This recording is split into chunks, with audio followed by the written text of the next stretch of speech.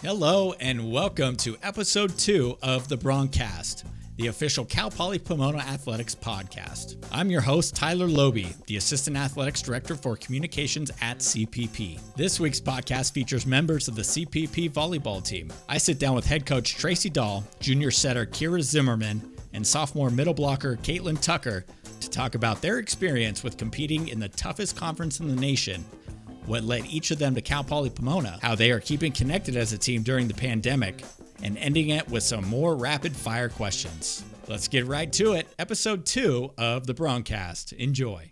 All right, welcome to the broadcast, ladies. First off, let's have you guys introduce yourself, beginning with head coach Traci Dahl. Hi, I'm Traci Dahl, and I'm beginning my 4th season here at Cal Poly Pomona. My career path to Cal Poly Pomona has been through a few different schools. I started collegiate coaching at Hofstra University in New York, and then I moved back to California and was actually an assistant coach at Cal State Fullerton, and then moved to the middle of the country to Indiana State for 9 years, and I was the head coach there.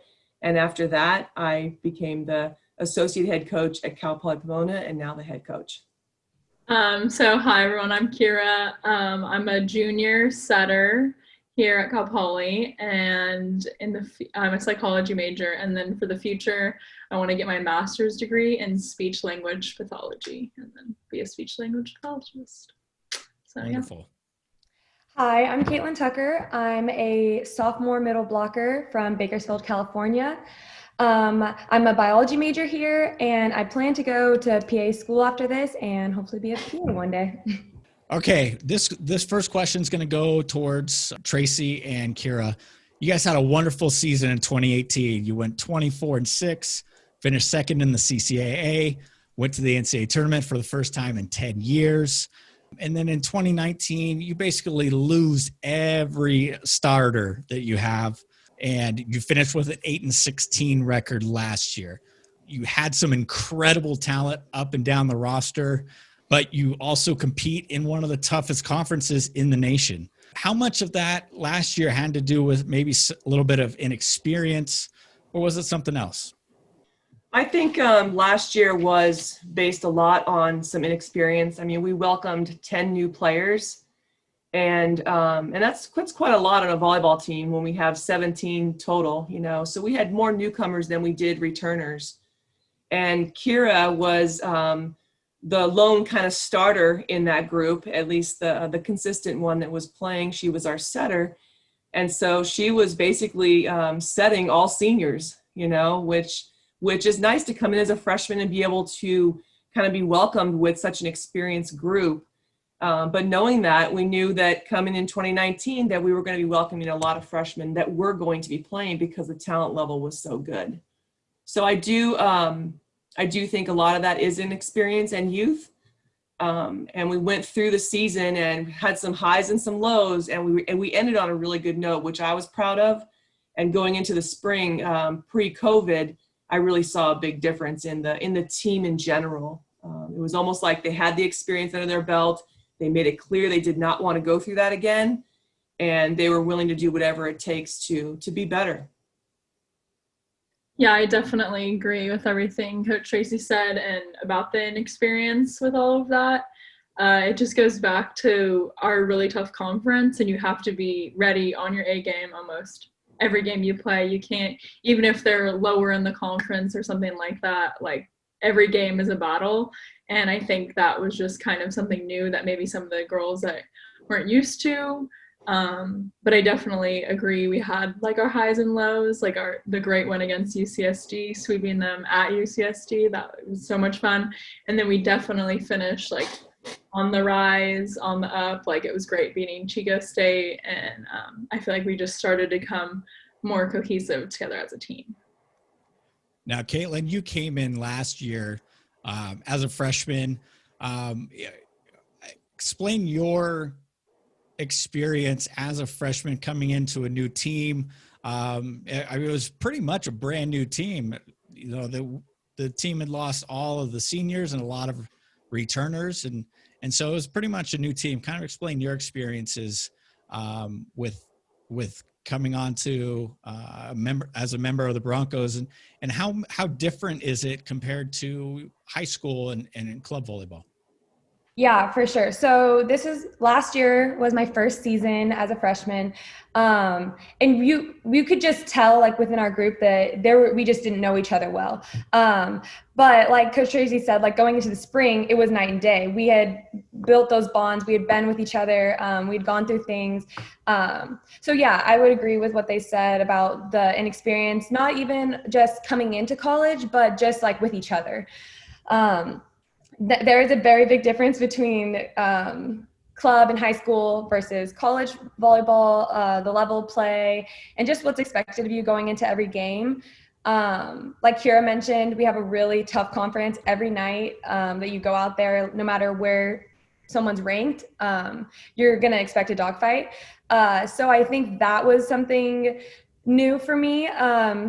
Coming in, having to play against these girls, there might be juniors and seniors in my position. I'm going against them. They've been around.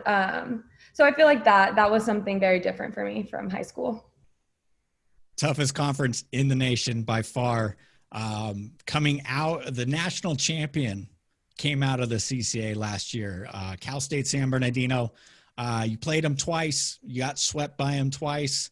And they went undefeated, the entire year, all the way through the national championship game. From an outsider's perspective, where I am, they're good. They've always been good. How do you see them, and what makes them so good? And I'll let anyone start with this. I think Cal State San Bernardino has a rich tradition. We've known that for many years. Kim does a great job with her club that she has there, and just training her team. In specific, last year, we had a bunch of freshmen going into the Wolves with their juniors and seniors, very, very seasoned class. So again, it goes back to youth, and I thought that we definitely competed with Cal State San Bernardino. Where in the past, in like 2018 and 2017, we split with them. So now those girls were younger, and now they were older last year, and we just were not older. We were a young team, but I thought that Kaitlan did a really nice job in the middle, going up against a senior, pretty big girl in the middle, and she held her own, so. Yeah, I'd say they're definitely a well-seasoned team. They just have every little part working together. Not necessarily, who knows if they're like that cohesive as people, but obviously whatever they're doing is working for them and has been working for them. I do feel Cal Poly has always been able to kind of push them around a little bit, even in the 2017 before I was even at Cal Poly, with just every time we played them, because we are their travel partners. So it's always a big match against them, and who doesn't want that rivalry? Well, Kira, the 2018 season, they were number one in the nation, and you guys beat them 3-1 in Kellogg Arena. I mean, that had to boost your guys' confidence a little bit going up against them, no matter what year it is. Definitely. I literally just got the chills as you just said that. Like, that game was so crazy, and I'll probably never forget it. Just like, it was literally point for point. Like, I just know all of us Broncos were exhausted by the end of that game, and we had truly given our all. And that's what it should take every single game, not just because they were number one or anything. And especially because they're travel partners and they're such a great team. So I think that, yeah, it was a great game. That was a fun match for sure. That was a lot of fun to watch. Yes, it was. Coach Dahl, speak of national championship teams. We're going to go back a couple years. Just a couple. You were a member of a national championship team at the NCAA Division I level at Long Beach State. You guys beat Penn State 3-1 in Wisconsin, and in that game you hit 400 with 11 kills and 5 blocks, of course. Talk about that experience. I think that experience was one of the best experiences of my life. Going in, and we were in Madison, Wisconsin, and literally Penn State's part of the Big Ten. So is Madison, or Wisconsin, and they had about 11,500 people, and we had 50 Long Beach State fans, you know? So, and back then it wasn't rally scoring, it was side out scoring. So it was a little bit harder, I think, to win, you know? So it was exciting to beat such a high profile team in the national title game, you know? And I've always taken that with me in the coaching, that's what these players deserve. They deserve to have the best experience and the most competitive experience. And, you know, I'll keep going back to last year's team, and I wouldn't trade them for the world, because guess who people are going to be talking about next year is going to be Cal Poly, because we're a year older, a year more seasoned, and we're just going to be better. Now, you did mention something about how there has been a change in college volleyball from side out scoring, which was pre-2008, I believe, and then moving into rally scoring from 2009 on. How did that change the game of volleyball? In my opinion, I think it just made it a little bit more sloppy, per se. You know, you're basically getting points off of other people's errors, you know, in the rally scoring, where side out, you had to earn it. Your team had to earn it. So it's a little bit different in that regard. At one point in time, you know, the matches were just getting really long, you know, and I'm not 100% sure on this, but you could probably look it up. I think they went to rally scoring of some sort for like TV, some type of TV time, and, you know, trying to get volleyball more on the television. But I like it now. I think it's a fun way to play, and it keeps things exciting. It keeps the girls on their toes, and it's good. You were also the head coach of an NCAA Division I program at Indiana State, and then you come to Cal Poly Pomona, and you were on the sidelines for 2 years under a legend, Rosie Wegrich, and then you took the head coaching job ahead of last season. The experience at those two different levels, how did that shape you into the type of coach you are today? Obviously, there's so many differences between D1 and D2. Yeah, I think a lot of my coaching style comes from where I played at Long Beach State. You know, I really had a good experience with my volleyball coach there and how he coached. He was very kind of tough on us, but going from Division I to Division II, I don't think, well, for me, there's not much of a difference, if any difference at all. You know, I'm not going to train my players like, okay, we're Division II and we're going to train like a Division II athlete. No, we're training as hard as we can to win every match. You know, so when I came to Cal Poly, I think the biggest difference was the recruiting exam. The D2 recruiting exam is harder than the D1 recruiting exam, hands down, you know, because I wasn't familiar with all the rules. So, but no, I don't see any difference. Obviously, our conference is highly competitive. It's #1 in the nation. And pretty much all of these teams, if not most of them, could beat Division I team schools. So that's exciting. Very much. Kira, you come from a very, very athletic family. Mom was a 4-year letter winner in volleyball at Pepperdine. Your aunt and uncle both played D1 volleyball, and your brother, he plays D1 baseball at Michigan. How has that influence kind of shaped you into the athlete you are today? You were an All-American 2 years ago. Yeah, I feel like it just definitely has made me a competitor all my life growing up and everything that we do. Like I need to win, or I know that there's like something that someone else is going to want. So like I have to go get it too. And, being in that type of family situation, like you have to work hard no matter what. And I always thought my brother always had everything come easier to him. So I was like, well, that is not it for me. Like I'm just going to put everything I do into everything that I want, and like, let's see what I can achieve. So I feel like it definitely pushed me to work harder. How disappointed was your family that your brother decided to go with baseball and not volleyball? He actually had been playing baseball like forever. Like I don't think he has really ever got really into volleyball.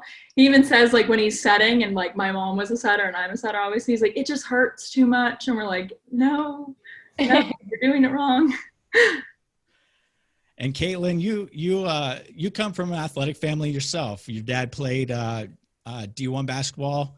It could have been D2 back then, but he played at Cal Poly in San Luis Obispo, and then your mom swam at Cal State Bakersfield. I can only assume you were kind of, born into a sports-minded household as well. Yeah, for sure. There was pretty much no option but to play sports.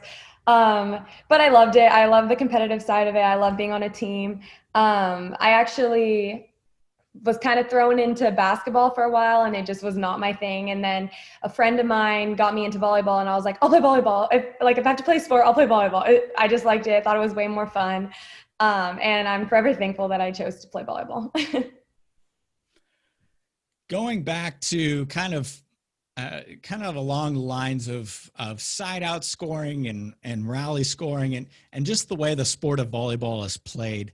One thing that I have noticed as a spectator, and then also being in college athletics, going back to when I was a student way back in 2004 at Central Washington, I have seen so many matches that are decided because of a large momentum swing. And I know in 2014, when I was working at Sonoma State, they won the regional. They went all the way to the Elite Eight, and they were up 2-0 in the match. They were ahead 19-14 in the third set, and then lost in 5 sets. And then Western Washington in the 2018 national championship match, they led the match 2-1, and then they were up 14-7 in the 4th set, and then come back and end up losing the national championship because of that huge momentum shift. I mean, how much does that play into volleyball, and how does a team capture the momentum like that, and how does it make it so unstoppable? I'll let anyone answer that. Yeah, I'll go. For sure, momentum is everything in volleyball. I always mention that volleyball is for me, it seems half skill, half chemistry, and what are you doing for the other team? How are you stealing the momentum? How are you keeping the momentum? And we've had those games this past season where we got it taken from us, where we've gotten it stolen. So momentum it's a crazy thing, but it's just a feeling. You can feel it on the court when the other team, I just always feel like they have control of the game, or you have control of the game. And that's how I describe momentum. Kira? Yeah, I definitely would say momentum is a big part of volleyball, even thinking back to all the games that I've played in before Cal Poly and during Cal Poly. It can just change the game immediately. We used to say my freshman year, that was a big thing to win the first set.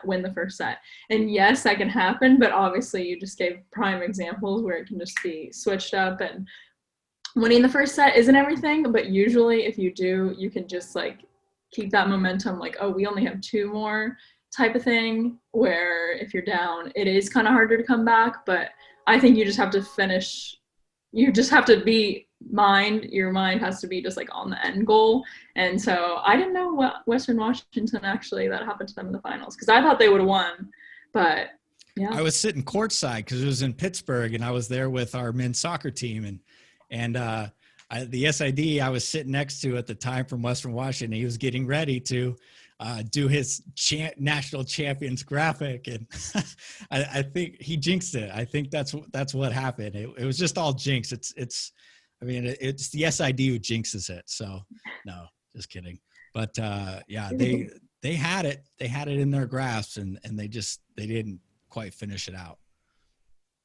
Traci, you want to add to that?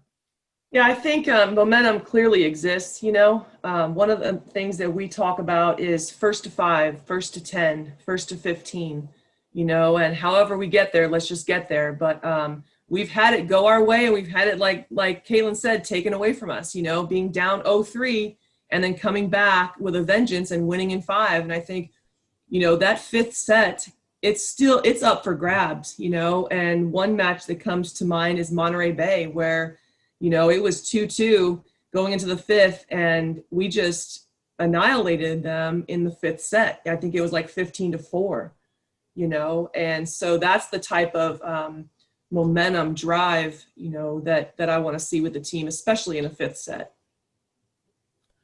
All right. Now talking about this whole COVID-19 situation, starting in March when all this stuff started going down, there probably wasn't a thought in your mind that your fall season is going to be affected. And then all of a sudden it gets to April and May, and I'm sure you're starting to think, oh no, this could possibly, continue into the fall and affect my season.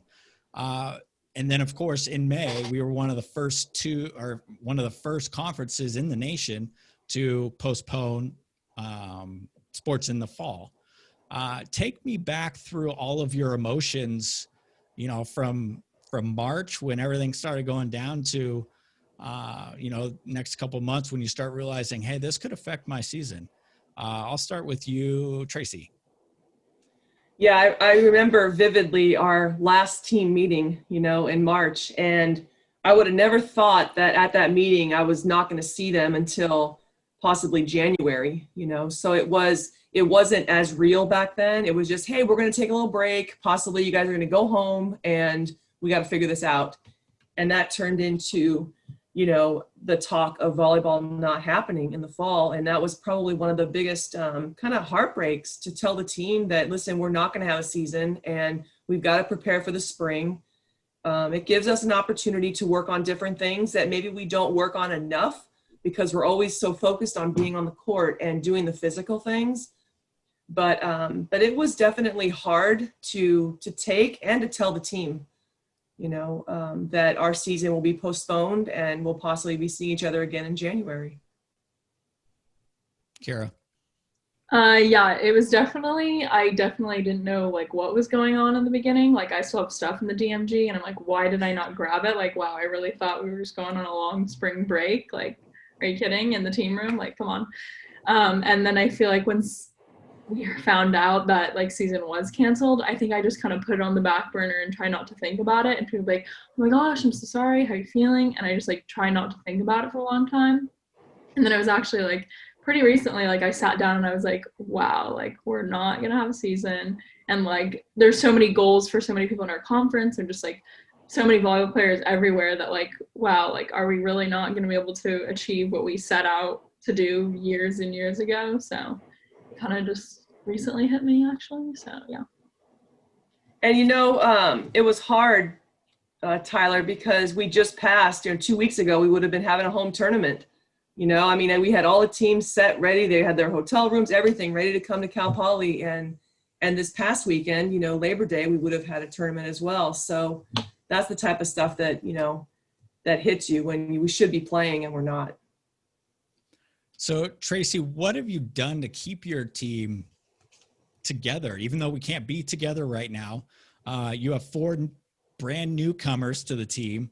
And I don't think Kira, Kaitlan, or any of the other team members, I assume at some point you guys have met the 4 newcomers. Maybe you have it in person. I don't know. But what have you guys done to kind of have more team bonding experiences virtually? Yeah, we were meeting as a team when COVID hit. We met as a team once a week, maybe sometimes more if we had some type of information that we had to relay to the girls. And then summer came along, and typically in the summer we're not meeting with the team. It's their summertime. So I chose to let them have a summer and not have them on the Zoom once or twice a week, for the couple weeks that we did have of a summer.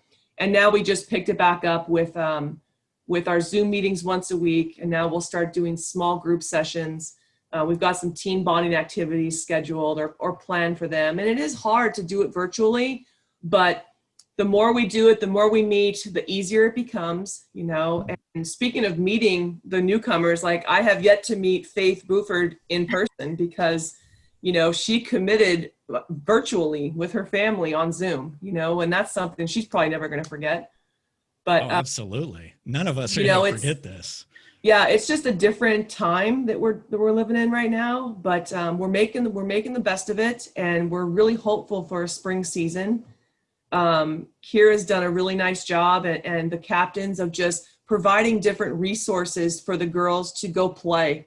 do open gyms and areas to work out, because we can't be involved as coaches. So they're kind of, I think Kaitlan said it best in another meeting, is that you've got to be a self-starter right now, and you've got to take this on your own, and it's part of the team's responsibility now, because typically it's the coaches saying, okay, you're going to do this, you're going to do that, we're going to go here or there.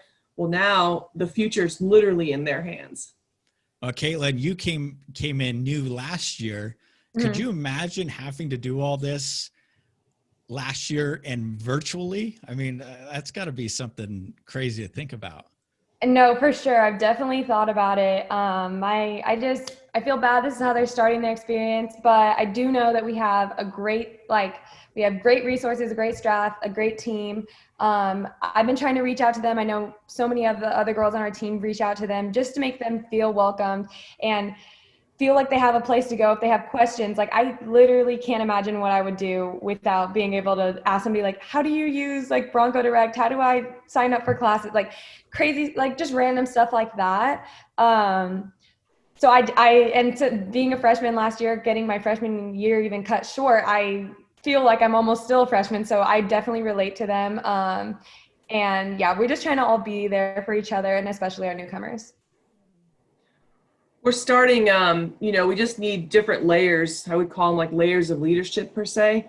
But, we have our captains, and we're starting this year kind of like a big sister, little sister program, where all of our upperclassmen are going to be taking an underclassmen and just kind of showing them the ropes. If they have any questions with their classes, who to take, all of that, they're going to be helping them. So I think that's going to be a really good thing for our incoming freshmen, and even our community college transfer rookie Kennedy. I mean, even though she's a junior, she's still new to Cal Poly, and she needs, to be shown the ropes. Absolutely. Now, during all of this, you've had some time on your hands. I know you've been doing school virtually. You've been doing Zoom meetings with your team and probably with friends and stuff, but have any of you picked up any new skills outside of volleyball, maybe playing some other sport or singing lessons, anything like that?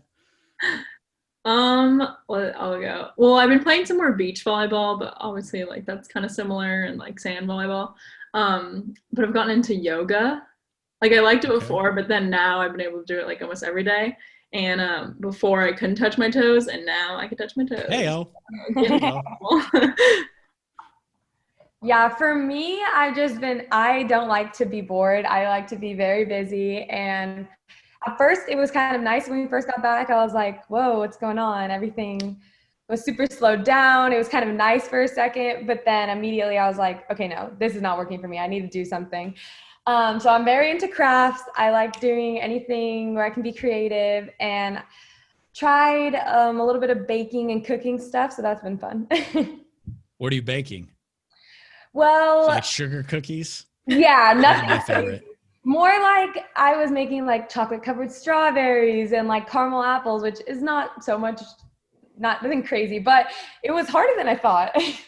That's still using creative juices, because you got to figure out how to make the caramel if you have to make the caramel. I can't imagine that's too easy to do. Yeah. I also started getting into my baking game. I had it before, but really got crazy. Traci? I'll vouch for Kira. She does have a baking game. Okay. Yeah, right. I think for me, I'm learning how to cook better, because, going from pre-COVID where you don't have any time to do any of that because you're running around for 16 hours, I'm just kind of really taking the time to learn how to cook different things, and then trying to make sure that I can take that into post-COVID times, Yeah, absolutely. We'll have a cookout or something with what everybody's learning, and Kira's baking, and then the chocolate strawberries, of course. Yeah, that sounds good, Kaitlan. Yeah, I think, if we're able to all be on campus again in the spring, maybe instead of like our end of the year night of excellence banquet, maybe it's just one big, huge potluck, and everybody brings what they have learned how to make. I still haven't learned to make anything, but I'm sure I could figure something out between now and then. I think that would be a great idea. Okay. Kind of want to get into the little bit more of the lighthearted questions type stuff. And then like we did last week with women's soccer, want to wrap it all up with some rapid fire questions. I'm sure you guys saw them last week, but I came up with some new ones. First one, well, first basic question I have is for Kira and Kaitlan. I don't know if you know this, but not only are you guys both Dodgers fans, but you both also love One Tree Hill. Did you know that? Oh my gosh, that's funny. I just rewatched One Tree Hill for the second time now over this quarantine break. So that's funny, Kira. I didn't know that. Did you know also one night we're rooming together and we're like, wait, my dad's a firefighter? No, your dad's we were literally did not even know that much. We have random things that we're like. Well, there's another one, One Tree Hill. You guys can go have DVD watch parties. Oh my gosh. Okay, now I need to talk to you about this, Kira. Yeah. What's so good about that show? It was 10 years ago, wasn't it, that it ended? And it's just so long, you know, and you never want a show to end. Like, it just goes. Yeah, like Friends. Right, Traci? I never got into Friends. Okay. I had some opportunities to go to their set to watch some of the live tapings, which was fun. And you actually did? Yeah. Wow. How was that? Yeah. When Monica got married, that was the one too. But interesting. I thought you both knew that your dads were firefighters. You didn't know that? Not until some random game that we were yeah. So they must be pretty busy then. Like last couple weeks. Oh yeah. Your father's, yeah. Yeah. I'm yes. sure that I wouldn't want to be a firefighter right now, that's for sure. With all the wildfires that's going on right now. Okay, rapid fire. We got about 10 minutes left. So what I'm going to do is I'm going to say a prompt. I'm going to let you guys think about it for a second or two, and then we'll start with Kaitlan, then go to Kira, and then Traci. All right. So I'll say something, think about it for a second, and then just pop off with your answer. iPhone or Android? iPhone. Okay. If you could be on any reality TV show right now, what would it be? Keeping Up with the Kardashians. I was going to say that too. Yeah, Keeping Up with the Kardashians. Both of you, look at you. You guys are like besties. I know. Yeah, now I can't say Keeping Up with the Kardashians, apparently. I think I would go on a Big Brother. Nice one. I like that. I've been watching that one too. That's good. I think Mike would approve of that too. Mike Farrell. When you're sleeping, fan or no fan? Fan. I like fan and lots of blankets. Fan, because I like the noise.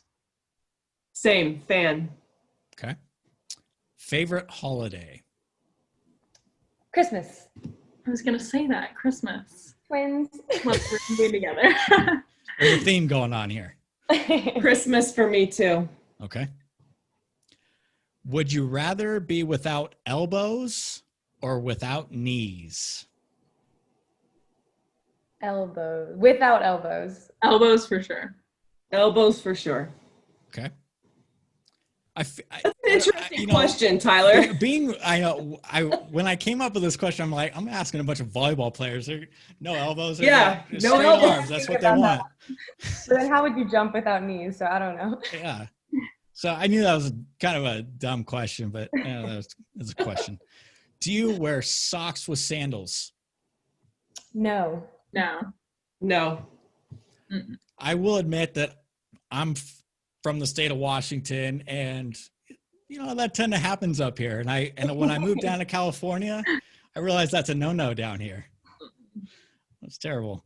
If there's a spider in your house, do you kill it or set it free? I personally don't kill it. I'll probably get somebody else to kill it. Okay. I kill it, but I definitely get scared a little, and then I'm like, all right, gotta get this. Yeah, kill it. It depends upon how big it is, but I'll kill the small ones. But if it's got a hump on its back and it's going to make a loud crunching noise, I can't do it. I'm about the same way. I'm going to kill it. Okay. What is something you could eat for a week straight? I really, really, really like fruit, so probably fruit. Chinese chicken salad. From where, KZ? Rascals. That's a really good one, but I'm going to go with popcorn. I could eat popcorn every day. Oh my gosh, I do eat popcorn every day. I love popcorn. I mean, every day. I eat it every day. Kira, do you eat popcorn? I mean, you have to. Your bestie eats popcorn. I do, but I only like kettle corn or like the Skinny Pop flavor. I don't like the microwave ones. Okay. No, you got to make it homemade, like not. Okay, that's better too, but kettle corn all the way. Okay. How would you rate your karaoke skills on a scale of 1 to Mariah Carey? Like 5. Maybe like a 2. You're not confident, Kira. I'm going to go with 6. Okay. All right. We got to hear T-Doll sing. Yeah. I I do like to sing, and I said that in a staff meeting, and I probably shouldn't have, but I do like to sing. Okay. Whether or not I think I'm a 6, KT, you might think I'm a 2. I don't know. Well, I think I just came up with a new podcast episode. All the Right. people who think they can sing well. That'll be a fun episode. I need your microphone for sure. Oh, man. Now, do you think that Jimmy Kimmel is funny? Yes. Yeah. Yeah. Okay. Do you? Absolutely. Okay. It's hilarious. Checking. Oh, yeah. Great question. Cups in the cupboard. Right side up or upside down? No, upside down. Upside down. Upside down. Now, why is that? You Dust? can't. I live near the beach, so you got to put everything like upside down and the salt in the air. Even if you open a bag of chips and you leave it, you can't. You just can't. That's my answer because that's how my mom does it. So I just do it that way too. Makes sense. Okay. Yeah. Probably just for dust. Okay.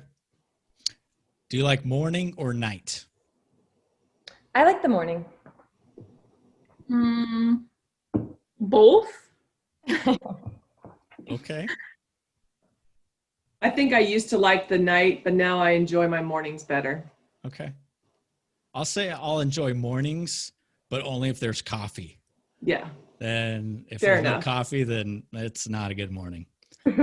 Scale of 1 to 10, 10 being the best, how good of a driver are you? I think like 8. I'm pretty confident in my driving skills. I was going to say 6, but maybe I'll go 7. My parking.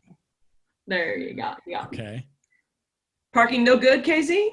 Oh, I get anxiety about parking before I even go to the destination. I'm a good driver. I'll admit I'm a good driver. So I'll rank myself 9 or 10. Okay. But I have been known to not use, this is a question you should say, flicker or signal. What do you, I've never heard flicker. somebody Like asked me that one time. the sound You know your of the turn signal? Yeah. Yeah. You call it a flicker. Some people call it a flicker. And so that was a question I was asked one time. What do you call it? A flicker. Is that a I call it Midwest thing? flicker. What's that? Did you learn that Midwest? Is that a Midwest thing? I don't know. I don't think so. Now, if you were to ask other people how good of a driver you are, what would they say? I'll start with you, Kaitlan. I think they would say 8 or like Okay. 8 or 9. Okay. Oh, like other people about me? Yeah, Yes. I'd say it's pretty good. I thought you were asking us about Tracy's No. driving. About Hey, yourself. you actually should ask them because I drive the bus. She's pretty good. Okay. Rosie used to be a little wild. I can see that. I don't know why, but I can see that. Tyler, we could do a whole podcast on Get her on. driving of I'm road sure. coverage. I'm sure we could. She seems like a very interesting lady, and you know what? I may hold you to that. I think that would be fun. Toilet paper, over or under? Okay, so this isn't very rapid fire, but people always say that, and I don't know which way I do it. Over is like It's on top. it's I think on under. top. I think under. That makes more sense. That's how I do it. Over for sure for me. Yeah, because Traci, I'm go going ahead. under. Okay, why? I need to look at my Because total. you need to have a section like area for your hand to get behind it so you can grab it and pull it down, right? Yeah, Kira's with me. Well, they see it in the commercials too. Like, I don't know. I feel like a toilet paper commercial. Yeah, it goes over. It's supposed to go over. Keep that in mind. All right. I will. Okay. And finally, what are you doing on November 3rd? Voting. Voting. Very good. All right, that's head coach of the volleyball team, Traci Dahl, junior Kira Zimmerman, and sophomore Kaitlan Tucker. Thanks for being with me today. Thank you so much, Tyler. We appreciate it. Absolutely. I want to thank CPP volleyball head coach Traci Dahl, junior Kira Zimmerman, and sophomore Kaitlan Tucker for joining me today. For new episodes of the BroncCast each week, make sure to visit our website at broncoathletics.com/podcast and follow us on Twitter, Facebook, Instagram, and YouTube at our handle CPP Broncos. Weekly podcasts are also available for free download on Spotify, Apple, Stitcher, and TuneIn. For everyone in the CPP Department of Intercollegiate Athletics, I'm Tyler Loby, encouraging you to make it a great day, reminding you that Black Lives Matter, and be sure to rock the vote on November 3rd. As always, go green, go gold, go Broncos.